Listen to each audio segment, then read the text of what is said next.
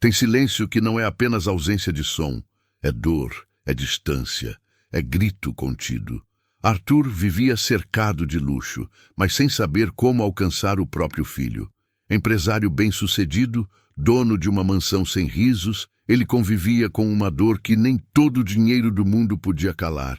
Caio, seu filho autista e não verbal, nunca havia pronunciado sequer uma palavra, e essa ausência falava alto demais. Mas tudo começou a mudar no dia em que Arthur chegou mais cedo do trabalho e viu uma cena que o desconcertou. Não era nada grandioso, apenas o pequeno Caio com um microfone de brinquedo na mão. E ao lado dele, Lívia, a babá recém-contratada, cantando baixinho, sem pressa, com uma calma quase sagrada. Aquilo parecia um ritual silencioso, uma ponte sendo construída entre dois mundos que até então pareciam inalcançáveis um ao outro. Este não é apenas um relato sobre autismo.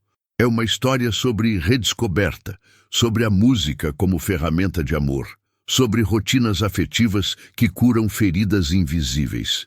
É sobre o milagre cotidiano de um vínculo que nasce, mesmo onde tudo parecia perdido. E talvez, só talvez, você perceba que o verdadeiro luxo da vida não está no que se pode comprar, mas no que se pode sentir. Arthur era o tipo de homem que aprendeu a controlar tudo, menos o próprio coração. Depois de perder a esposa de forma repentina, o empresário mergulhou no trabalho, tentando preencher o vazio com reuniões e cifras. Mas o verdadeiro silêncio estava dentro de casa.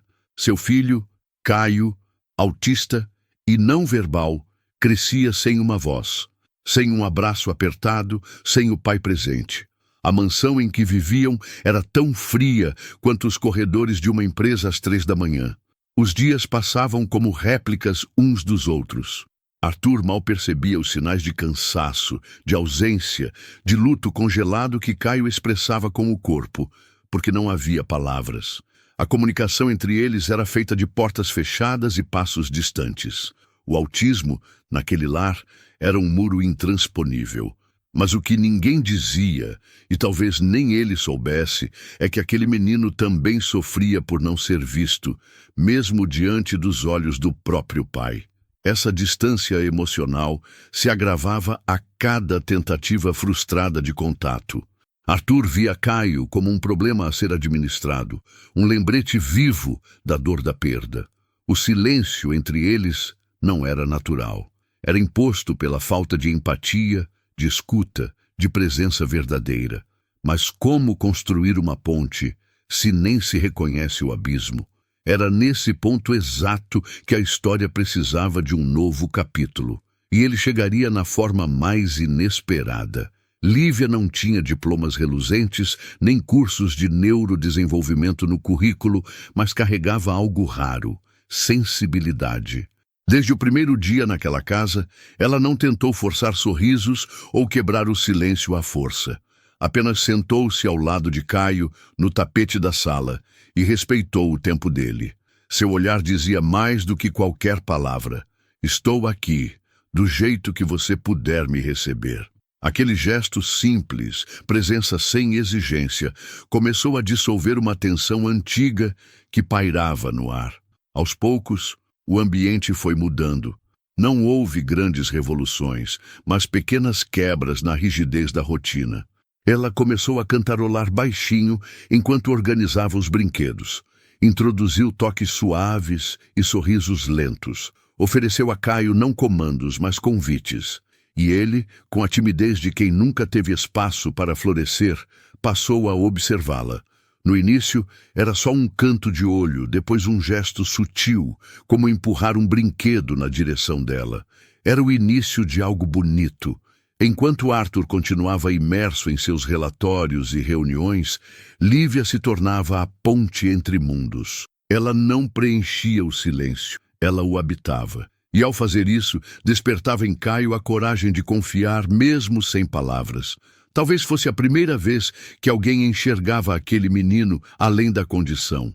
E essa percepção, mesmo silenciosa, já era o começo de uma transformação, porque toda grande conexão começa onde há espaço, e ela sabia criar espaço com o coração. O primeiro som não veio como palavra, nem como frase. Veio como um suspiro ritmado, quase imperceptível, enquanto Lívia dedilhava um xilofone colorido no chão da sala. Era como se algo dentro de Caio tivesse se acendido. A música, com sua linguagem sem exigência, encontrou uma brecha naquele silêncio espesso. E aos poucos, entre um tambor de brinquedo e o tilintar de um sininho, o menino começou a emitir sons. Não eram falas, mas eram respostas. Um milagre cotidiano começava a acontecer, tímido, mas real. Lívia percebeu o poder da música como forma de expressão não verbal. Ao invés de insistir em métodos convencionais, ela trouxe melodias suaves para a rotina. Criou um pequeno ritual. Após o lanche, vinham os sons. Xilofone, pandeiro, até um microfone de brinquedo, que virou símbolo de liberdade emocional. E Caio, com seu olhar curioso, começou a participar. Primeiro observando, depois tocando. E, finalmente, arriscando vogais soltas que mais pareciam balbucios encantados. Não havia pressa, não havia metas, apenas vínculo. A conexão entre eles era afinada como uma canção que não precisava de refrão. Arthur, de longe, começava a perceber que algo estava mudando. Os ecos da música atravessavam as paredes da mansão e tocavam partes dele que há muito estavam adormecidas. O menino autista e silencioso começava, enfim, a encontrar sua própria forma de cantar para o mundo. E o mundo, surpreendentemente, estava ouvindo. O som que atravessou a porta do quarto naquele fim de tarde não era alto, mas foi impossível ignorar. Arthur estava no escritório, revisando contratos, quando ouviu uma voz infantil, falha, desafinada, mas doce, acompanhando um trecho de música que saía de um vídeo no tablet. Ele largou a caneta. O coração, acostumado ao ritmo dos lucros e metas, desacelerou como se ouvisse uma nova linguagem. Pela primeira vez, reconheceu a melodia que vinha de Caio, e ela o desarmou por completo. Nos dias seguintes, o empresário começou a aparecer mais cedo em casa, sem grandes anúncios, sem tentativas teatrais, apenas sentava no canto da sala e escutava. Viu o filho repetir sons, imitar trechos, bater palmas. E com isso, percebeu o quanto havia perdido tentando ser bem-sucedido. A empatia, que antes parecia um luxo distante, se tornou necessidade vital. O pai rígido foi cedendo espaço ao homem quebrado que queria reconstruir não um império, mas um vínculo. A transformação de Arthur não foi instantânea, mas foi sincera. Ele trocou jantares de negócios por noites de canções infantis. Aprendeu a usar o microfone de brinquedo, mesmo desafinado. Descobriu que estar presente não significava resolver tudo, apenas estar. E, ironicamente, o mesmo silêncio que antes simbolizava distância, agora representava acolhimento. Porque, às vezes, o maior som que um pai pode fazer é calar-se e ouvir o coração do próprio filho. Antes das palavras, veio o olhar. Um daqueles que dura meio segundo, mas que diz tudo. Lívia sabia interpretar silêncios como poucos. Quando Caio a olhou fixamente, enquanto ela cantava baixinho, não precisou de legenda. Havia ali um pedido sutil. Continue, estou aqui. Aquela troca silenciosa passou a ser o canal mais puro entre eles. Nada de cobranças, nada de forçar interações, apenas empatia real, traduzida em presença e atenção. Foi através dos olhos que Caio começou a se comunicar de verdade. Um olhar para o brinquedo no alto da estante, outro para a porta, indicando que queria sair. Às vezes um piscar rápido, outras vezes um fixar profundo, como se estivesse tentando falar com a alma de Lívia. E ela, com paciência rara, respondia com gestos suaves, com a mão sobre o ombro, com um aceno calmo. Eles criaram sua própria gramática, onde o afeto era o verbo principal. Enquanto muitos ainda acreditavam que a comunicação precisa vir da boca, ali se provava o contrário. A expressão não verbal se tornou a ponte mais sólida. Lívia mostrou a Caio que ele podia confiar, mesmo sem entender todas as regras sociais. E ao pai, mostrou que vínculo não se impõe, se constrói. Um olhar pode ser grito, abraço, alívio. E naquele lar antes frio, os olhos começaram a dizer: eu vejo você e estou aqui. Lívia sabia que crianças, especialmente com autismo, se sentem mais seguras dentro de rotinas previsíveis. Mas ela foi além da previsibilidade mecânica. Criou rituais afetivos, nada complexo. Após o café da manhã, uma mesma música instrumental. Antes do banho, uma história contada com gestos exagerados e pausas cheias de intenção. Caio passou a antecipar esses momentos com olhos atentos e um leve balançar de corpo, como se dançasse com a própria segurança. Esses pequenos rituais não exigiam palavras, mas carregavam mensagens profundas. Você é importante, eu estou aqui, tudo está bem. O toque suave no cabelo enquanto colocava o pijama, o rodopiar dos dois no fim da tarde ao som de uma flautinha, o silêncio partilhado durante a leitura. Esses gestos se repetiam com amor, não com rigidez, e isso fez toda a diferença. Caio passou a se abrir, devagar, como uma flor sensível ao sol depois da chuva. Esses momentos começaram a moldar a relação entre todos da casa. Arthur, observando de longe, se viu atraído por aquele clima de ternura e calma. Começou a participar dos rituais, primeiro como espectador, depois como aprendiz. Percebeu que afeto não exige espetáculo, mas consistência, e que criar uma rotina de conexão não é aprisionar o outro, mas libertar o vínculo. A casa, que antes era feita de pedra, agora tinha rituais que a tornavam um lar. Não houve aviso, nem fundo musical. Apenas um som simples que cortou o ar, como um raio de sol atravessando a neblina.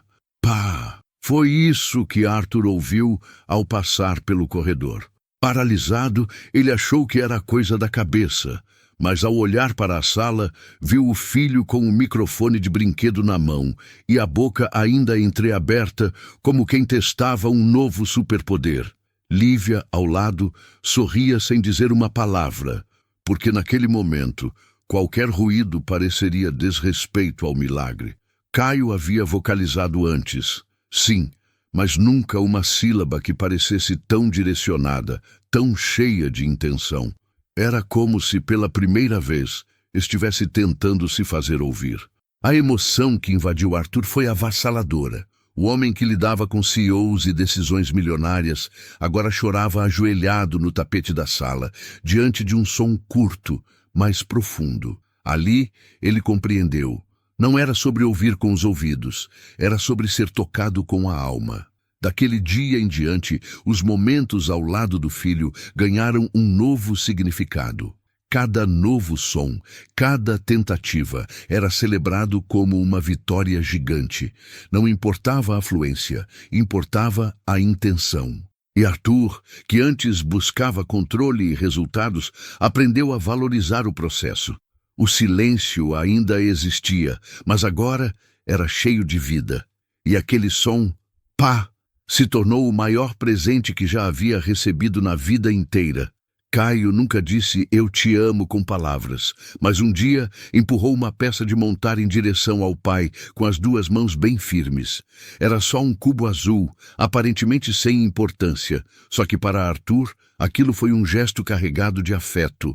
Um presente simbólico, como se dissesse "confio em você". E foi aí que o pai percebeu. No universo do filho, amor se manifesta em gestos pequenos, mas cheios de intenção. Depois disso, outros sinais começaram a surgir. Um sorriso breve ao vê-lo entrar no quarto. Um toque demorado na mão, um balançar de corpo em sincronia quando escutavam juntos a mesma canção. Cada ação, por menor que fosse, era uma conquista emocional. Arthur começou a colecionar esses momentos como quem guarda joias raras e entendeu que, no mundo da empatia e do autismo, O que é simbólico, muitas vezes vale mais do que qualquer palavra. Lívia chamava isso de milagres do cotidiano, e estava certa. Para muitas pessoas, dar um brinquedo ou sorrir pode parecer trivial, mas quando vem de alguém que passou anos em silêncio, é revolução. A linguagem de Caio era feita de presença e delicadeza.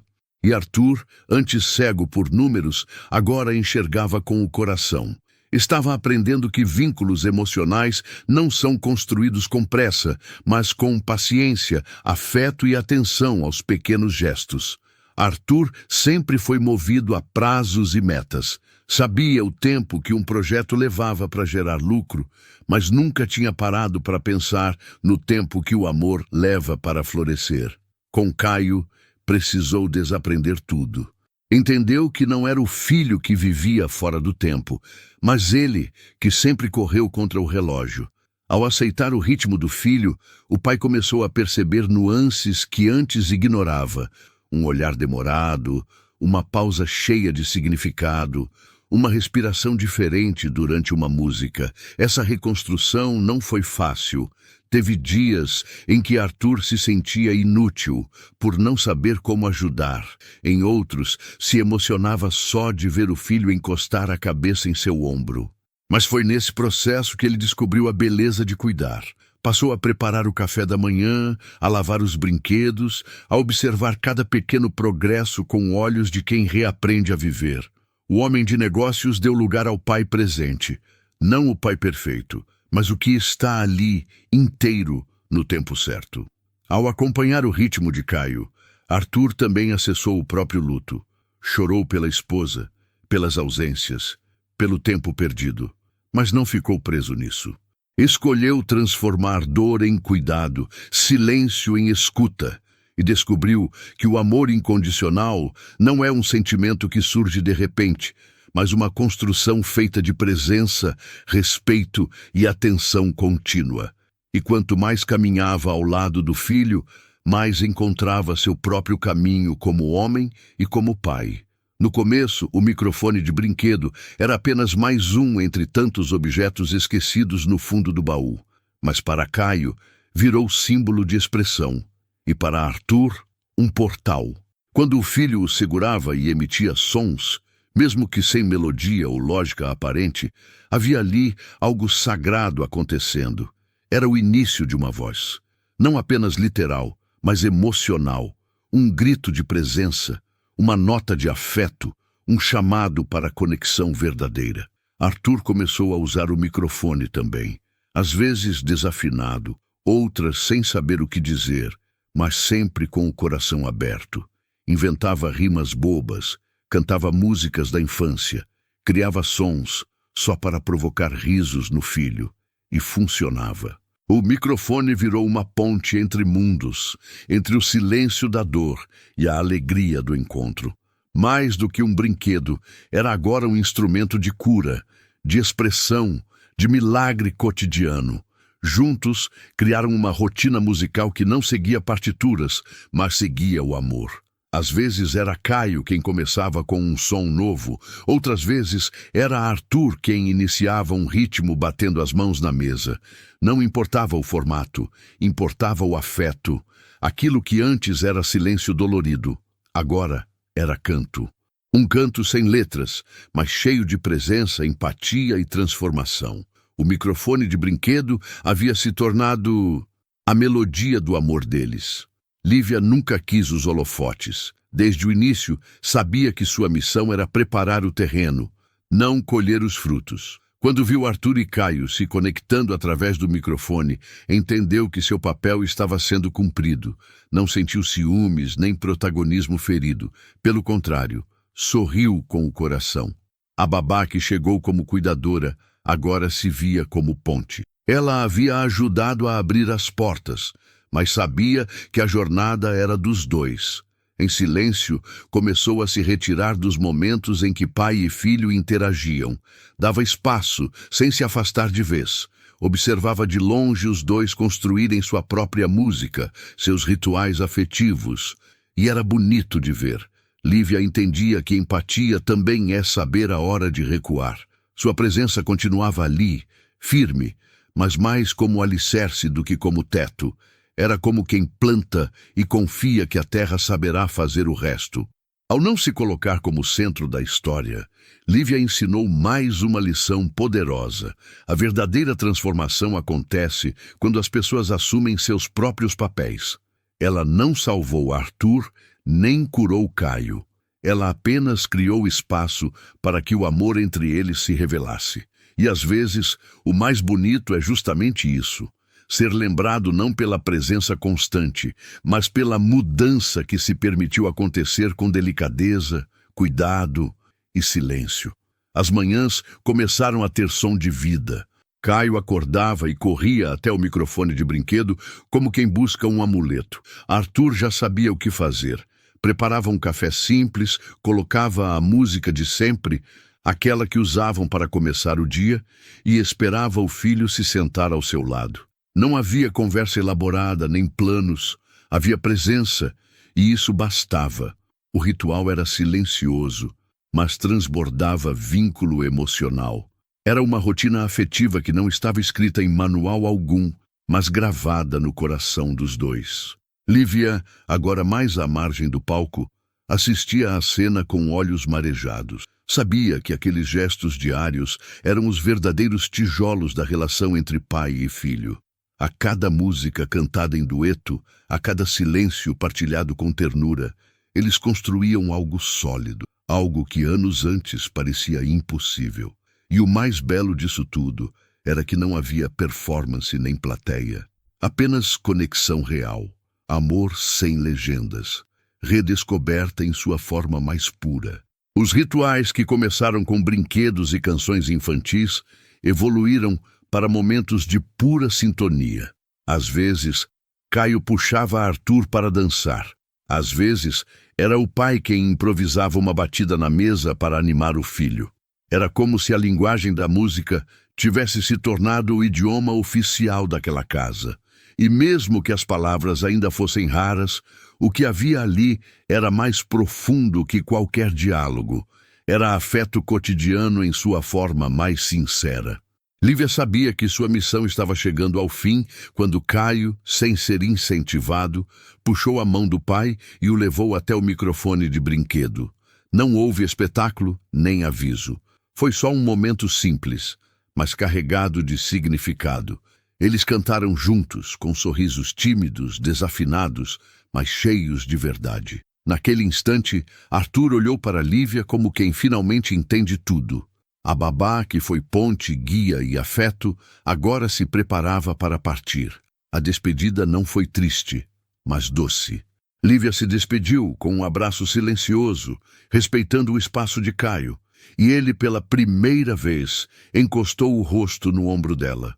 Um gesto simples, mas que dizia obrigado em uma linguagem só deles. Arthur, emocionado, prometeu manter viva a rotina, os rituais e, principalmente, o tempo da presença.